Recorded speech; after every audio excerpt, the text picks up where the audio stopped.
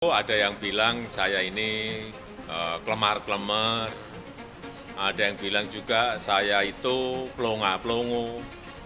Kemudian ganti lagi, ada yang bilang saya ini otoriter. Kemudian ada juga yang ngomong saya ini bebek lumpuh. Dan baru-baru ini ada yang ngomong saya ini bapak Bipang. Dan terakhir ada yang menyampaikan mengenai the king of lip service. Ya saya kira ini bentuk ekspresi mahasiswa dan ini negara demokrasi, jadi kritik itu ya boleh-boleh saja dan universitas tidak perlu menghalangi mahasiswa untuk berekspresi. Tapi juga ingat kita ini memiliki budaya tata krama, memiliki budaya kesopan santunan, ya saya kira biasa saja. Mungkin mereka sedang belajar mengekspresikan pendapat, tapi yang saat ini penting, ya, kita semuanya memang bersama-sama fokus untuk penanganan pandemi COVID-19.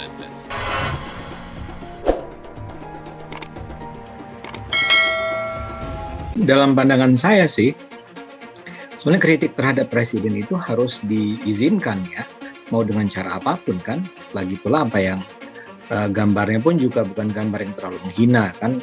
Kalau cuma penamaan king of lip service ya biasa-biasa aja ya. Jadi kritik semacam itu adalah kritik yang seharusnya memang diizinkan. Yang buat saya bermasalah karena adalah substansinya kok dangkal sekali ya. Agak memalukan loh bahwa itu datang dari Badan Eksekutif Mahasiswa Universitas Indonesia.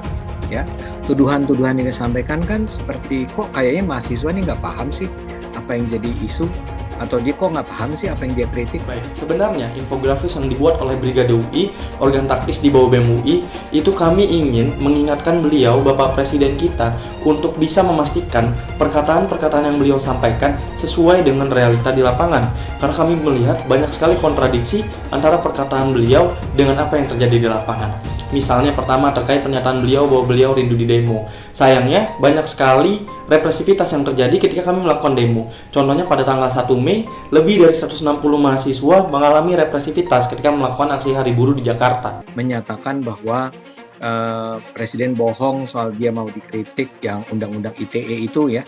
Lah, kan justru Presiden Jokowi sangat sekali ingin agar undang-undang ITE itu direvisi atau ditinjau kembali, mengingat isinya seringkali digunakan untuk mengkriminalisasi orang untuk alasan-alasan yang lemah gitu ya. Dia justru ingin agar orang bisa mengkritik dengan terbuka melalui undang-undang ITE. Nah ini mahasiswa kok nggak nyampe kali ya pikiran otaknya ke situ.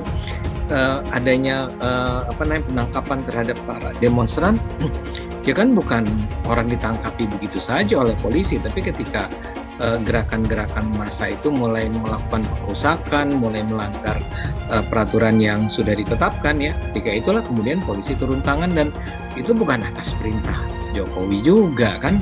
Soal ujian wawasan kebangsaan itu kan lagi-lagi KPK bukan presiden. Kemudian soal isu tentang KPK misalnya, loh pemilihan Firly itu siapa yang melakukan pemilihan? Kan bukan presiden, itu kan DPR. Jadi saya ingin katakan adalah bahwa substansinya itu parah banget. Ini menunjukkan bahwa mereka tuh nggak belajar, mereka nggak tahu banyak tentang apa yang sesungguhnya terjadi di dalam politik Indonesia, sehingga kritik mereka itu terasa dangkal. Jadi kalau cuma kritik sih boleh-boleh aja, cuman kalau kritik ya harus kelihatan pinter loh. Ini UI loh, ini BEM UI, dengan sampai kelihatan seperti ya memang ya cacat logika atau nggak punya pengetahuan yang cukup aja.